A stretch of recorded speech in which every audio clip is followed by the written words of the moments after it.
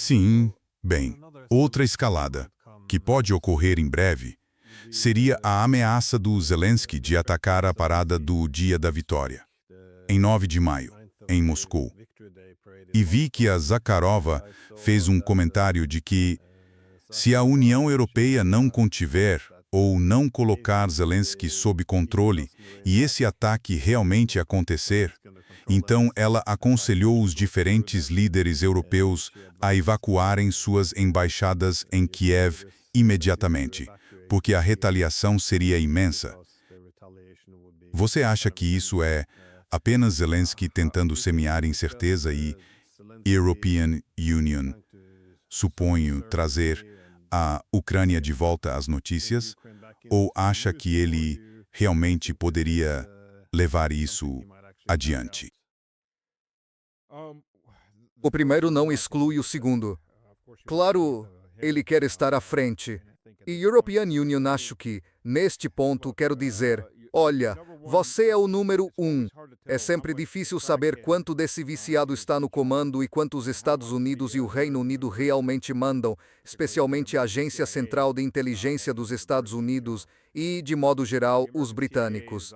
A Agência Central de Inteligência dos Estados Unidos está em modo de destruir a Rússia, custe o que custar. Acho que eles também estão totalmente presos a esse modo extremamente destrutivo. E definitivamente os britânicos também. Eles estão totalmente nisso.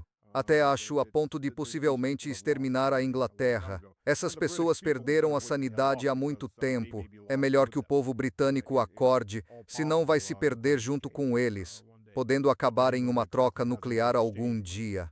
Não que a Inglaterra exatamente tenha algo para trocar. Até os mísseis não são deles, e nem sequer os submarinos da classe Typhoon. Tudo alugado dos Estados Unidos. Será que ele faria isso? Acho que sim, faria. European Union vou estar lá. Não vou estar exatamente no centro. Vou ficar um pouco de lado, com a Russia Today como comentarista no dia 9 de maio. Também estive lá no ano passado. Então, se acontecer alguma coisa, European Union estarei lá no local, pelo menos perto o suficiente. Os desfiles estão reduzidos, e não por causa da ameaça. Houve muita crítica em 2023 ao tamanho do desfile porque o país está em guerra, então é preciso economizar e cortar algumas dessas cerimônias grandiosas. Em 2025 foi um grande desfile porque foi o aniversário de 80 anos. Então este ano, pelo que sei, o desfile não vai ter nenhum equipamento terrestre, sem tanques, sem o resto. Vai ser basicamente um desfile apenas com tropas marchando. Eles ainda conseguem marchar muito melhor do que o que os Estados Unidos organizam. Então lembramos desse exemplo vergonhoso. Ele atacaria? Acho que ele vai tentar. Outra questão é que houve uma reação do lado militar russo, dizendo que simplesmente exterminariam o centro de Kiev. E eles poderiam, muito facilmente. Eles podem transformar Kiev numa Gaza. E isso é algo que acho que ninguém lembra. Eles veem o que os israelenses estão fazendo em Gaza e apoiam. Quer dizer, vamos, como a Mercy disse, sim, eles estão só fazendo o trabalho sujo para nós. Sabe, o extermínio daquelas pessoas feias que não gostamos. Esquecem que a Rússia é plenamente capaz de arrasar Berlim, ou Londres, ou qualquer outra cidade na Europa. Ela tem, sabe, a capacidade de mísseis para isso, e pode fazer. Então veremos. Vamos ver. Acho que eles vão tentar. Ou não são tão espertos, ou estão tão desesperados. É difícil dizer. Ou eles, European Union, acho em parte, isso é parcialmente culpa do Kremlin. Perderam a capacidade de dissuasão, qualquer ameaça de dissuasão. E o Ocidente não está levando isso a sério até que algo aconteça. E claro, do ponto de vista ocidental, os ucranianos são carne de canhão. Quer dizer, vamos ser realistas. Para o europeu médio, os ucranianos são carne suja e bárbara do leste que usamos contra outros bárbaros do leste. Então quem se importa se eles morrerem? O europeu médio não se importa com quantos ucranianos morrem. European Union ouço gente se exibindo como virtuosa o dia todo. Não lhes custa nada esse fingimento de virtude. Ah, olha como sou virtuoso. Estamos dando dinheiro para esses ucranianos morrerem. E em breve vamos reunir os homens deles e mandá-los para a frente. Aliás, segundo os ucranianos, os franceses já entregaram 40.000 pessoas para serem transportadas de ônibus e levadas para frente o mais rápido possível. Então, você vê isso aí. Pois é, para o europeu médio, os ucranianos são um saco e uns bárbaros do leste. Eles não se importam com quantos deles morrem. Quer dizer, sejamos realistas. Os americanos com certeza não se importam com quantos morrem. Tudo o que eles ouvem é dinheiro entrando cada vez que um ucraniano vira um cadáver. E se conseguirem um russo, melhor ainda. É só dinheiro entrando, é dinheiro no banco. Quero dizer, ficar enrolando e usando eufemismos sobre o que isso é inútil. Vamos falar da realidade. É horrível, é brutal e é isso. Para o político ocidental médio e seus financiadores, é tudo dinheiro. É só carne para o moedor, é tudo dinheiro e nunca foi outra coisa. Sim, não posso deixar de notar que, toda vez que há uma demonstração de empatia pelo sofrimento dos ucranianos, isso sempre se traduz em mandar mais jovens para as trincheiras. Quer dizer, se aparecem outras questões, coisas que não podem ser usadas na guerra, como ucranianos sendo arrancados de suas casas e enviados de ônibus para a frente, então a empatia meio que desaparece. Isso não pode ser usado de forma instrumental. Bem, minha última pergunta é só: o que você vê atualmente na linha de frente? Porque parece que os russos estão se saindo bem na região do Donbass, na região de Kharkov e também em Sumy, mas na região de Zaporizhia, vemos que os ucranianos tiveram alguns sucessos, especialmente na última semana ao longo do Dnieper. Como você interpreta a situação? Bem, tem. A Ucrânia tem sucessos, mas não tem fôlego para manter belos, porque conquista esses sucessos consumindo muitas pessoas. Um amigo meu que foi sapador e da infantaria de assalto. E agora ele está nas equipes de limpeza que entram no campo de batalha para recolher os cadáveres. E ele me dizia que esteve em Kupinsk. Kupinsk está em mãos russas. A Ucrânia segura algumas áreas florestais e alguns prédios na extremidade. Quando foram para o sul recolher os corpos, de uma frente que antes era mais ou menos estática, disseram: é 10-1. Ele ficou chocado. Ele achava que haveria muito mais russos mortos. Mas não, é 10-1. Os ucranianos estão perdendo um número enorme de pessoas. Outro cara me contou que estava na linha de frente em Kharkov, e havia um campo aberto de 2 quilômetros entre as posições de terreno alto deles e a linha de contato. E os ucranianos simplesmente chegavam e desembarcavam muita infantaria. European Union, perguntei como a infantaria se movia, e era claramente infantaria. Com certeza não eram treinados. Basicamente davam um fuzil a eles e mandavam para a frente, jogando Gers como massa humana. Ele disse que quase nunca precisávamos atirar neles. A artilharia os devorava antes de chegarem na metade daquele campo de 2 quilômetros. Quero dizer, atravessar um campo de 2 quilômetros para atacar é enorme. Combate corpo a corpo é a 50 metros ou menos. E a 2 quilômetros, se European Union consigo te ver a 2 quilômetros num contexto militar moderno, você nunca vai chegar aos 50 metros. European Union te derrubo com artilharia pesada, com morteiros, com munições lançadas do ar, e depois ainda tem o fogo direto dos tanques usados basicamente como veículos de apoio à infantaria. Metralhadoras pesadas e tudo mais. Você nunca vai atravessar aquele campo. Sem falar em minas terrestres ou outras coisas banais desse tipo. Então ele dizia, sabe, esse cara fica repetindo isso o tempo todo. São só umas ondas de gente.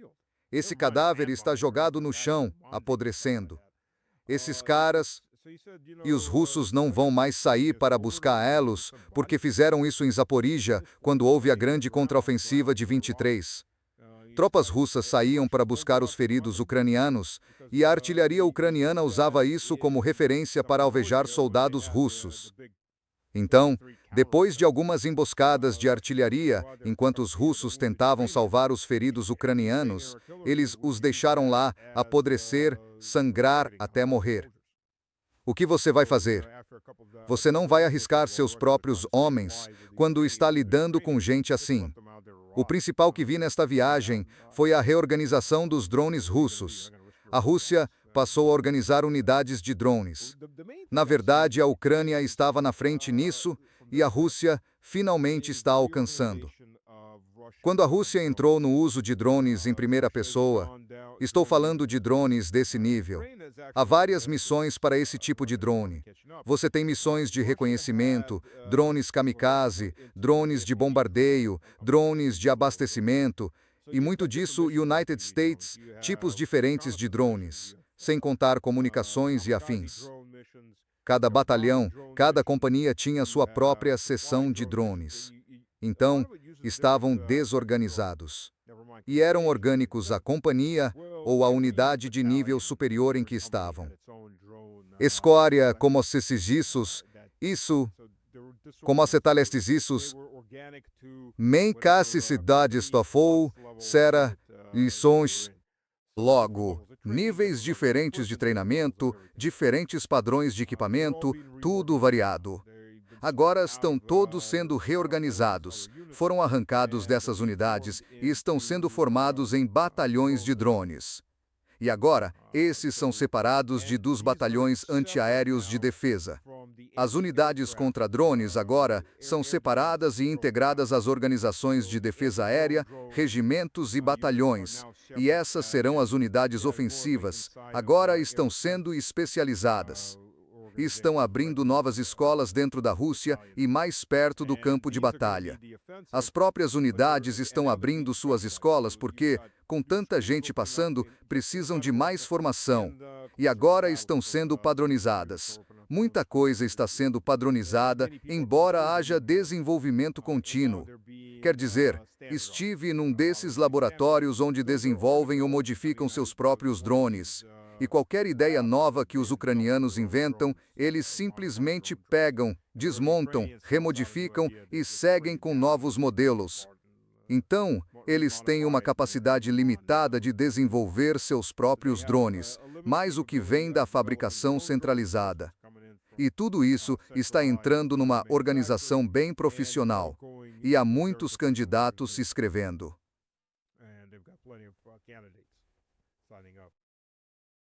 Antes que a European Union esqueça, queria te perguntar também sobre as atividades da Rússia na África, mais especificamente no Mali. Não aparece muito nas notícias. Como você, digamos, faria um panorama do que realmente está acontecendo lá em termos de combates? Praticamente um fracasso total. Eles tentaram seguir um cenário sério. Tenho que checar alguns nomes. Fiz um relatório sobre isso, mas sou péssimo com nomes. Vamos ver. O presidente do Mali, Assimi Goïta. Provavelmente estou deturpando o nome. European Union faço isso. A diferença entre ele e Assad, sabe? Assad se afastou da Rússia. Depois ele se afastou da China e do Irã. Os três ofereciam modernizar seu exército. Abra a economia, deixe-nos investir. O que também acabou trazendo empregos. Ele queria ser querido pelo Ocidente. Então foi lá e conquistou esse carinho. Ele tentou se enturmar com a Arábia Saudita e os Emirados Árabes Unidos para voltar às graças dos Estados Unidos e realmente conseguiu. O que dizer? El Gelati agora comanda essa parte daquele circo francês. Há uma grande diferença aqui. Os malianos não tinham esse tipo de problema. A Rússia, o corpo africano, antes chamado Wagner, foi reorganizado e recebeu pessoal russo adicional. Isso faz parte do Ministério da Defesa da Rússia. Isto não é uma empresa mercenária. São militares regulares russos. Eles têm reconstruído o exército do Mali, aumentado bastante suas capacidades, e a gente já viu isso. Então 12.000 motociclistas, alguns parecendo saídos de Mad Max, o guerreiro da estrada, avançaram em veículos técnicos e motos, 2 em cada moto. É muito dinheiro. Eram tanto jihadistas islâmicos quanto nacionalistas tuaregues que queriam independência. Mas o problema é que os tuaregues, que supostamente eram laicos agora, estão totalmente alinhados com os jihadistas islâmicos, o que virou a população tuaregue do norte contra eles. Então eles avançam do deserto, tentando fazer uma guerra relâmpago. Além disso, é óbvio que havia elementos dentro do governo do Mali que traíram o próprio governo. Quero dizer, os esquadrões da morte com atentados suicidas foram levados direto ao ministro da Defesa, que, junto com sua família, foi morto, e houve outros ataques na capital, de Bamako. Então, o que aconteceu foi que começaram a surgir fotos dele. Ele é um coronel, ou era coronel no exército do Mali quando o país era controlado pela França, através de mãos negras, em vez de mãos brancas. O neo-império francês. Ele tomou o poder. E o que ele fez? Ele se armou, pegou um fuzil de assalto e saiu tentando controlar a situação. Então ele não está fugindo. E esse é o ponto. Foi o que Assad fez. Ele não está fugindo. As forças malignas não estão fugindo. E o exército russo foi o eixo em torno do qual todo o resto se apoiou. E eles ficaram e lutaram. Eles tomaram aquela cidade, os islâmicos tomaram a cidade de Kadal, que é basicamente a capital do norte. As forças russas e do Mali recuaram para o sul, até uma base lá. E então o governo do Mali coordenou, por meio de negociações, a evacuação deles. Mas aparentemente ainda há postos de controle e sistemas de bunkers ao norte da cidade. Eles ainda estão sob controle das forças russas. Um dos problemas desse ataque estilo Mad Max é que eles não têm artilharia. Eles não têm drones. Eles não têm capacidade para se manter. Eles são o que se chamaria de colunas volantes. Colunas volantes podem causar muito dano porque chegam rápido, mas, no fim, são infantaria leve. Elas chegam rápido, elas podem causar muito caos, mas no momento em que as linhas se estabilizam, isso é o que vimos na região de Kursk. Elas conseguiram penetrar profundamente.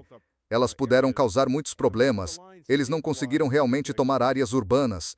E no momento em que a linha se estabilizava, eles simplesmente eram exterminados, porque eles vão tropeçar em posições fixas que estão só esperando por eles em uma emboscada. E é a mesma coisa que vimos com os mercenários e com os soldados regulares ucranianos. Eles simplesmente são aniquilados e aí a coluna móvel acaba porque as linhas se estabilizam. E as linhas se estabilizam muito rápido. Além disso, não só os militares russos, como as forças do Mali, têm artilharia, e aparecem muitos helicópteros Mi-24 por lá com pods de foguetes. Eles estão arrasando os jihadistas. Além disso, há uma seção de drones que a Rússia montou para o exército do Mali, e estão fazendo um trabalho muito bom nisso. Estão derrubando esses caras aos montes com drones suicidas.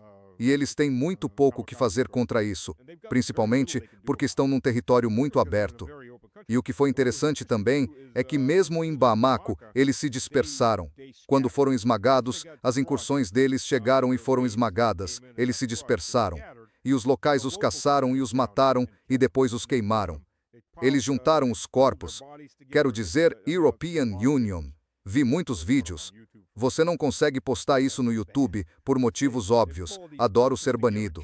Mas eles juntavam todos esses corpos, os desmembravam. Acho que alguns ficavam com prêmios. Mas eles empilhavam esses corpos com lixo e os queimavam. Porque, sabe, para eles essas pessoas são lixo. E havia dezenas e dezenas desses corpos. Então eles foram eliminados. E Kadal está sendo basicamente cercada agora. A última notícia é que alguns desses bandos estavam pedindo corredores verdes para sair. Duvido muito que o exército do Mali vá deixar aqueles sair. Então o que? Eles podem voltar daqui a 1 ano, 2 ou 3. Não. Mas a questão é, não é que esses caras entraram. Isso não é surpresa. A surpresa é quem está apoiando eles, sabe? Comprando bicicletas, motocicletas e technicals, que são caminhonetes Toyota. A Toyota, sabe, ganha muito dinheiro alimentando guerras pelo mundo. Eles nunca sabem para onde seus veículos vão e vendem centenas de uma vez.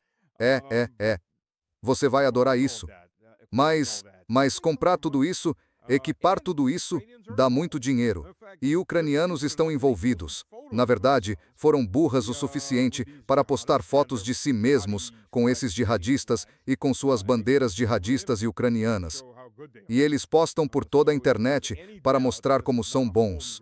Então, se houver alguma dúvida de que isso não é um movimento caseiro, mas uma invasão como foi a da Síria, aí está. E o interessante é que Burkina Faso mandou tropas para ajudar o Mali.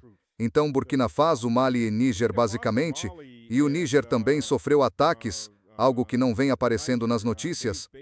A Rússia está presente em todos esses países, e os três formaram basicamente uma aliança de autodefesa porque sabiam que os franceses voltariam.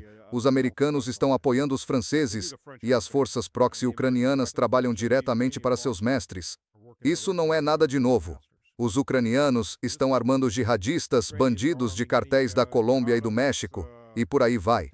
Esses caras são os representantes dos Estados Unidos em tudo isso. Esses caras são os...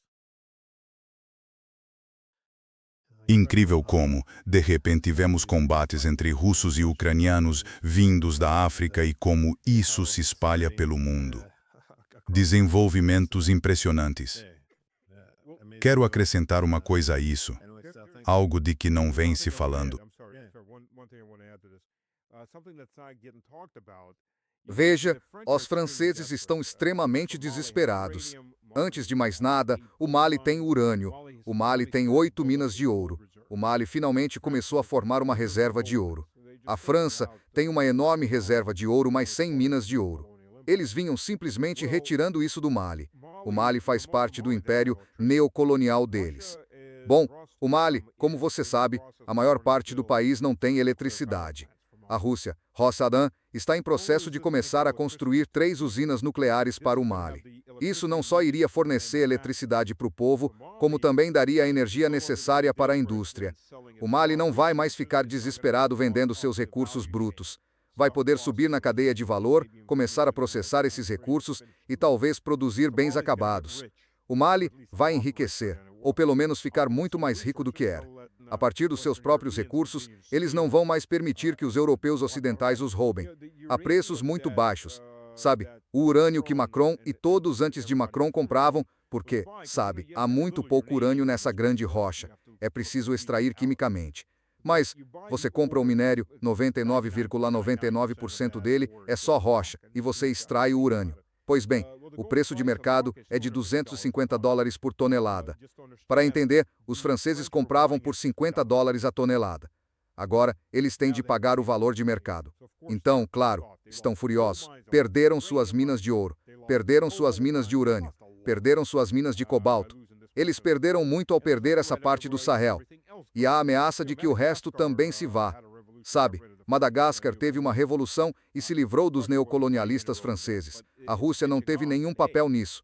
Mas está se espalhando a ideia de que, ei, não precisamos mais ficar sob tutela francesa de uma forma ou de outra. Temos uma escolha. É algo que a África não tinha há muito tempo. Pelo menos na África subsaariana. Bem, obrigado por compartilhar essas perspectivas. Vou começar a acompanhar o que acontece no Mali mais de perto, porque isso terá consequências enormes. Pois é. Quer dizer, o que estamos vendo pode ser, sabe, uma espécie de Segunda Guerra Mundial. Vou dizer que é mais parecida com a Primeira Guerra Mundial.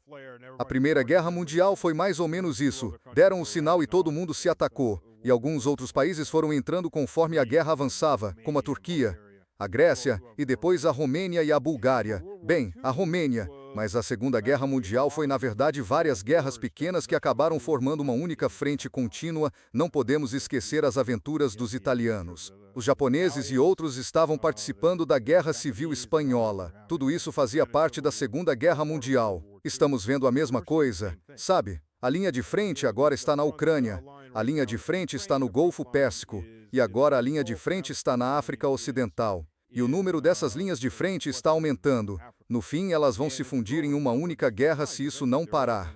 E, infelizmente, European Union não vejo o Ocidente parando. O Ocidente está por trás disso.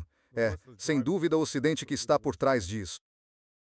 Não paro de ouvir que já estamos em uma guerra mundial e esse argumento começa a parecer convincente.